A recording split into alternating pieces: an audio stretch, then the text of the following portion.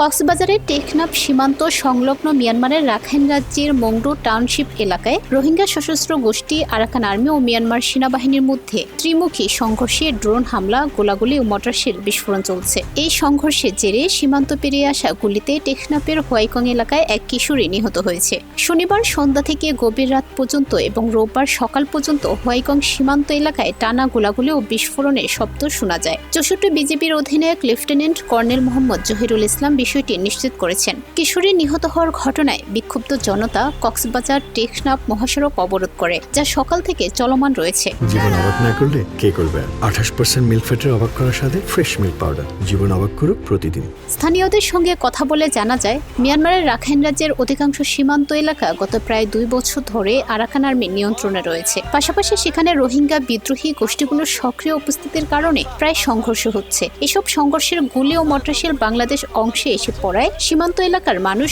চরম আতঙ্কে রয়েছে। স্থানীয় বাসিন্দারা জানান, রাতে ভারী বিস্ফোরণে ঘরবাড়ি কেঁপে উঠছে। নারী ও শিশুরা ভয়ে কান্নাকাটি করছে। কেউ কেউ গুলির খুব কাছ দিয়ে পড়ার অভিজ্ঞতার কথা জানান। চিংড়ি, ঘের ও কৃষি জমিতেও গুলি পড়ছে বলে অভিযোগ রয়েছে।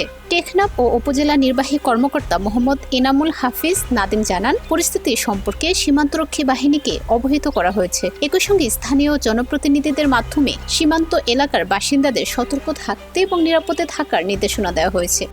ওই আরাকান আর্মির সাথে তাদের সাথে মোকাবেলা করার জন্য আমাদের দেশের ডিফেন্স এসে এখানে অবস্থান নিয়ে একটা সুন্দর পরিবেশ জনগণের মধ্যে একটা সাহসের সঞ্চার হয় মতো কাজ করতে হবে সরকারকে।